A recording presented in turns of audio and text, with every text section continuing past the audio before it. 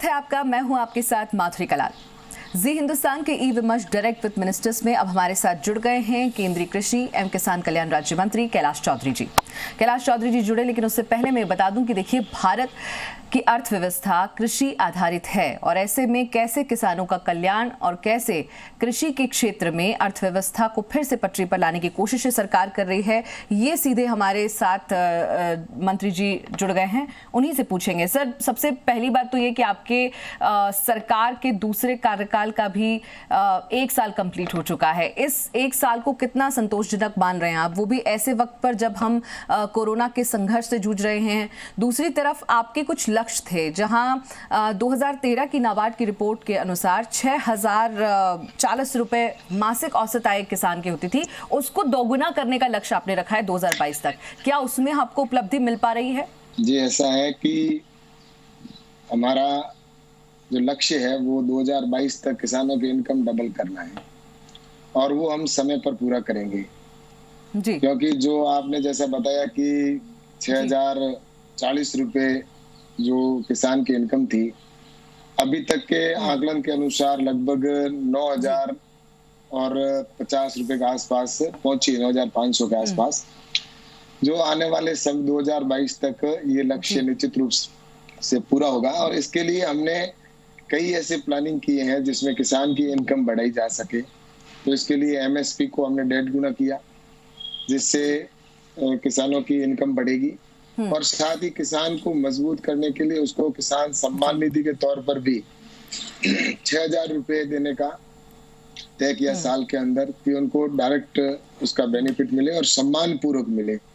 तो ऐसे 6,000 रुपए देना और उसके साथ ही 10,000 एफपीओ बनाए जाएंगे, जो फार्मर प्रोड्यूसर ऑर्गेनाइजेशन, किसान को उसकी वैल्यू कैसे मिले, supply chain and value addition के आधार पर उनको अधिक से अधिक इसका लाभ मिले, इस दिशा में भी काम किया जा रहा है। और ऑर्गेनिक खेती के ऊपर भी काम कर रही है भारत सरकार, जिससे कि किसानों की लागत कम हो। सर, 20 लाख करोड़ का पैकेज अर्थव्यवस्था को बूस्ट अप करने के लिए जब ये पैकेज सामने आया तो बहुत सारे डिपार्टमेंट्स की अपनी अपनी उम्मीदें हैं। कृषि मंत्रालय की क्या इस पैकेज से उम्मीद है?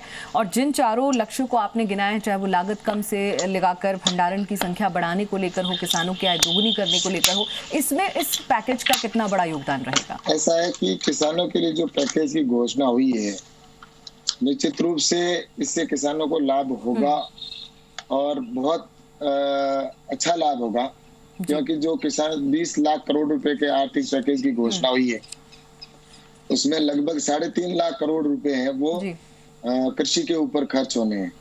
और इसमें जो फिशरीज है उसके ऊपर भी बल दिया जाएगा और उसके बाद में मधुमक्खी पालन है, उसके ऊपर भी 500 करोड़ रुपए का प्रावधान किया गया है।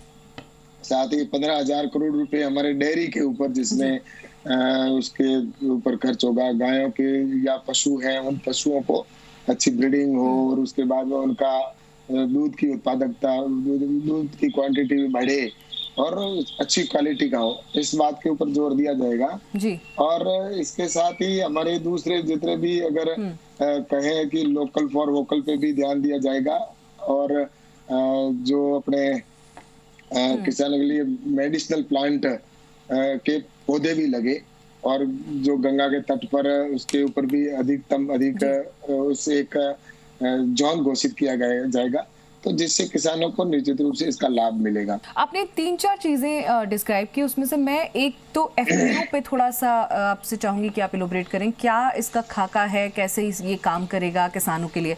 दूसरी चीज, जीरो बजट खेती को भी समझाइए, जो आपकी सरकार कहती रही है, जिसके बारे में किसानों तक इस बात को पहुंचाने की बात है। और अगर हम ऑर्गेनिक खेती को बढ़ावा देने की बात कर रहे हैं, तो क्या ये जो समस्या आती है कई बार कि जिसमें ऑर्गेनिक फर्टिलाइजर और बायो फर्टिलाइजर्स को लेकर इस काम में थोड़ी मुश्किलें आती है, तो सरकारी अमले और ऑर्गेनिक इंडस्ट्री के बीच कैसे बेहतर तालमेल आप स्थापित कर पा रहे हैं मंत्रालय की तरफ से?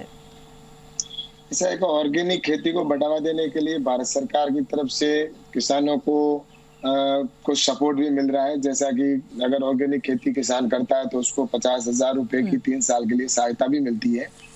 और इसके बाद में ऑर्गेनिक खेती के लिए हमने ऑर्गेनिक जोन घोषित करने का सोचा है, कि जहां पर कभी भविष्य के पहले कभी वहां पर पेस्टिसाइड या यूरिया का उपयोग नहीं किया गया है, ऐसे स्थानों को हम ऑर्गेनिक जोन घोषित करेंगे, जिससे कि उन किसानों को, एक किसान को जैसे 3 साल सर्टिफिकेट लेने के लिए समय लगता है, तो वो 3 साल तक सर्टिफिकेट लेने की आवश्यकता नहीं होगी और उसको सीधा ही उसको ये पूरा उस जोन को ऑर्गेनिक घोषित होगा, तो उससे किसानों को इनकम अच्छी मिलेगी। और दूसरा, आपने एफपीओ के बारे में पूछा है, ये फार्मर प्रोड्यूसर ऑर्गेनाइजेशन है, ये किसानों का समूह है और इसके अंदर हमने इसको 2 भागों में बांटा है। हाँ। एक तो ये कंपनी एक्ट में है और दूसरा कोऑपरेटिव एक्ट में है। जो किसान कोऑपरेटिव एक्ट में करना चाहता है वो कोऑपरेटिव एक्ट में इसमें रजिस्ट्रेशन करवा सकता है और जो कंपनी एक्ट में करना चाहता है वो कंपनी एक्ट में इसका रजिस्ट्रेशन करवा सकता है। इसके अंदर सरकार की तरफ से हम एफपीओ को बहुत बड़ा सपोर्ट भी कर रहे हैं और इसमें पहले जो एफपीओ बनते थे उसमें लगभग 1000 सदस्य होते थे और उसके बाद रजिस्ट्रेशन हो सकता था और उसमें जो उसकी जगह पर अब हमने 300 सदस्य है वो इसमें अगर 7 हो जाते हैं किसान तो उसको एक क्लब के रूप में तो उनको रजिस्ट्रेशन किया जाएगा और जो हिली स्टेशन है वहां पर ये 100 किसान होंगे तो उनका भी रजिस्ट्रेशन कर दिया जाएगा और उसमें सरकार की तरफ से 2000 रुपये प्रति किसान की तरफ से उनको सपोर्ट मिलेगा, 1 लाख करोड़। दूसरा मुझे ये भी आपसे पूछना है कि एपीएमसी कानून में जो बदलाव किया है, जो एपीएमसी कानून में बदलाव किया है जिसमें हम one nation one agri market का सपना देख रहे हैं, उसमें कितना बड़ा इसको आप बदलाव देखने को मिलेगा? क्योंकि अब किसान कहीं भी किसी भी दाम पर अपना सामान बेचने के लिए आज़ाद होता है, तो क्या इससे लाभ मिलेगा? मंत्रालय के पास इससे जुड़ी हुई क्या चीज़ें हैं, क्या रणनीति है? ऐसा है कि किसान आजादी के बाद बंधा हुआ था, उसको अब आजादी मिली है वास्तव में, क्योंकि किसान अपना उत्पादन है वो बेचने के लिए उसको अपनी मंडी के अलावा दूसरी जगह नहीं बेच सकता था।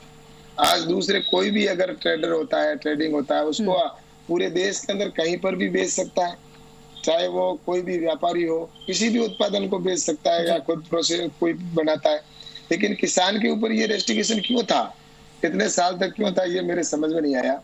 लेकिन माननीय प्रधानमंत्री जी के नेतृत्व में, प्रधानमंत्री जी की सोच को देखते हुए उन्होंने तय किया कि किसान को आजाद करने की जरूरत है, किसान के ऊपर प्रतिबंध क्यों हो, तो इसके लिए प्रधानमंत्री जी ने ये ऐतिहासिक फैसला लिया। किसानों की आजादी के लिए ये फैसला लिया गया और उनको मैं कहूंगी कि ये उनकी उन्नति के लिए लिया गया फैसला है। लेकिन इस बीच में एक बहुत बड़ी समस्या किसानों के कर्ज की भी है। अब इस वक्त कोरोना का ऐसा काल, बड़ा मुश्किल दौर देश के लिए, पूरी दुनिया के लिए अर्थव्यवस्था का हिलना, और ऐसे में क्या मंत्रालय के पास किसानों के कर्ज को लेकर कोई रणनीति है? क्योंकि सबसे बड़ी समस्याएं इस वक्त बहुत सारी है सर, खेतों में जोत का छोटा होना, मौसम की मार, टिड्डियों का हमला, इतनी सारी चीजें किसानों ने देखी हैं और ये कोई भी नहीं चाहेगा कि अब किसान उन्नत ना हो, प्रगति पर ना हो, क्योंकि कोशिश ये की जा रही है कि किसान को सम्मान मिले। आपकी सरकार में सम्मान और आजादी दोनों की बात हो रही है, तो कर्ज की समस्या को कैसे खत्म करेंगे?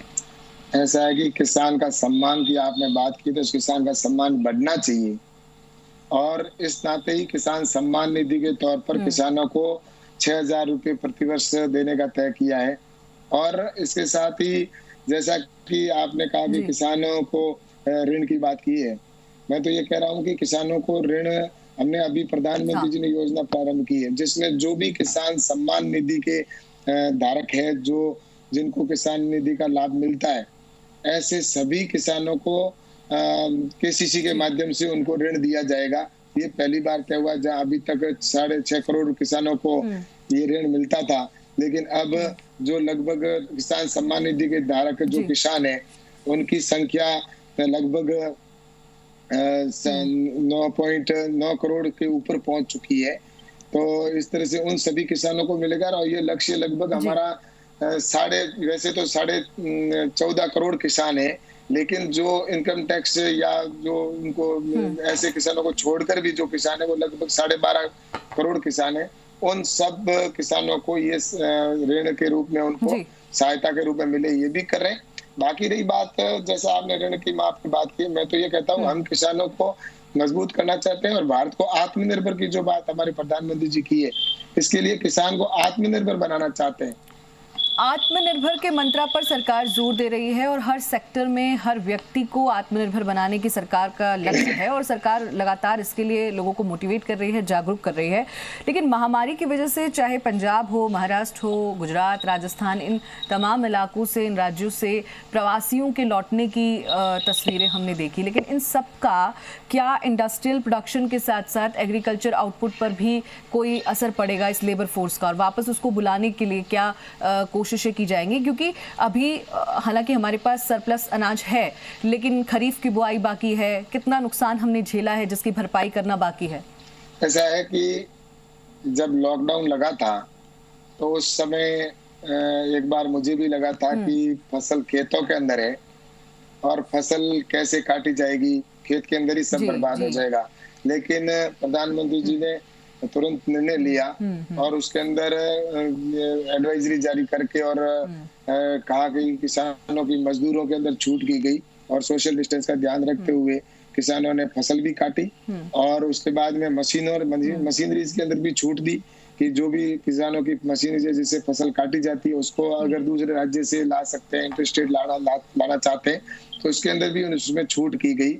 और साथ ही जो ट्रांसपोर्ट, अगर एग्रीकल्चर से रिलेटेड जो भी प्रोडक्ट था उसकी अगर ट्रांसपोर्ट करता है कोई एक स्थान से दूसरे स्थान तो उसके अंदर भी छूट दी गई, जिससे कि किसानों के उत्पादन को आने जाने ले जाने में भी कोई तकलीफ नहीं आए और खरीद केंद्र है वो भी तुरंत खोले गए और उसके साथ ही वहां पर खरीद की गई फसलों की। और साथ ही मंडियों के अंदर छूट रखी, जितनी भी मंडी थी भारत में उन सबको कहा कि आप मंडी खुली रखें ताकि किसान अपना उत्पादन ला सके। तो इस कोविड के दौरान किसानों को मैं सोचता हूं कि कोई तकलीफ नहीं आई एग्रीकल्चर के मामले में। भारत सरकार और कृषि मंत्रालय एकदम मुस्तैद है, लेकिन ये हम सब जानते हैं कि भारत एक ऐसा देश है जहां कृषि की प्रधानता रही है और कृषि प्रधान देश होने के साथ साथ जो कृषकों की भूमिका और भागीदारी है वो बहुत अहम है। लेकिन पिछले कई दशकों में वो भागीदारी कम होती गई। क्या हम पारंपरिक और तौर तरीके जो थे उनको बदल नहीं पाए? लेकिन आपकी सरकार अभी पारंपरिक तौर तरीकों के साथ तकनीक को जोड़ रही है, डिजिटल होना जोड़ रही है, युग बदल रहा है, हम सब डिजिटल होना शुरू कर रहे हैं। तो किसानों के लिए भी, उनको समझाने के लिए भी क्या कुछ खास रणनीति, कोई एक्शन प्लान या आपके पुराने एक्शन प्लान में कुछ अपग्रेडेशन किया गया हो तो वो जरूर आप बताइए। नहीं, देखिए इसके अंदर सबसे ज्यादा प्रसार प्रचार की आवश्यकता है, तो उसके ऊपर सरकार काम करेगी। और दूसरा, जैसा कि नई टेक्निक के आधार पर अगर कहें तो हमारे जो ई नाम मंडियां हैं वो ई नाम मंडी जहाँ व्यापारियों के लिए पहले 585 मंडियां इस पिछले 4 साल के अंदर थी और जो प्रधानमंत्री जी ने 2016 के अंदर प्रारंभ की थी, तो इसके अंदर हमारी 585 मंडी थी। लेकिन इस लॉकडाउन के दौरान हमने इन ई नाम मंडियों को भी बढ़ा दिया और ये अब 1000 इनाम मंडियां हो गई है।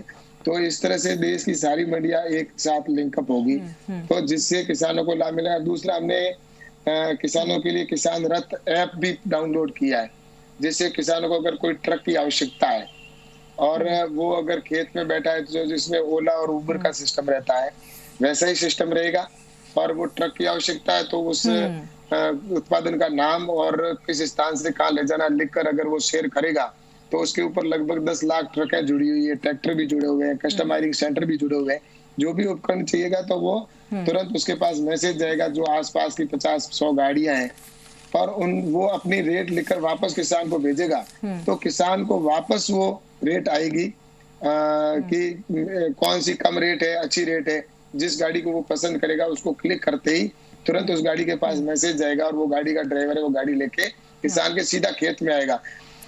चलिए सर, बहुत बहुत शुक्रिया। लेकिन एक अंतिम मैसेज चाहूँगी और दर्शकों को बता दूं कि आप खुद बाड़मेर से सांसद हैं और किसान परिवार से हैं, आपने बहुत नज़दीक से ज़मीन पर काम किया है। इसका फ़ायदा कितना लोगों को मिल रहा है? क्योंकि बाड़मेर से मुझे लगता है आप दूसरे सांसद हैं जो मंत्री बने कल्याण सिंह कालवी के बाद।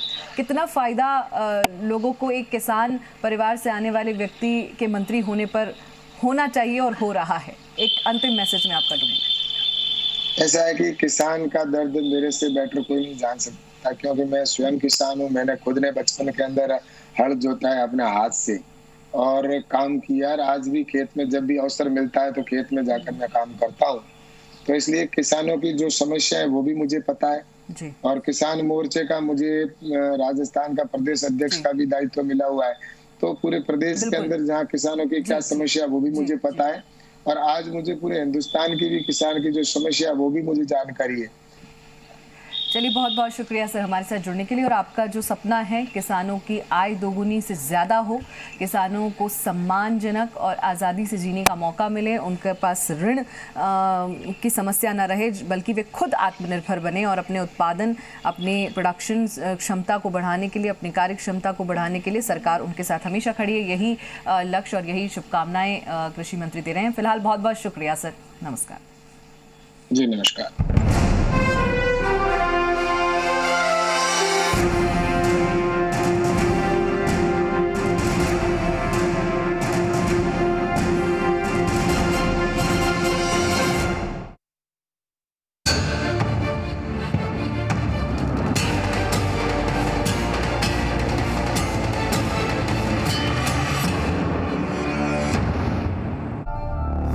अर्थव्यवस्था हो चुकी है अनलॉक, खत्म हो चुके हैं सभी रोड ब्लॉक,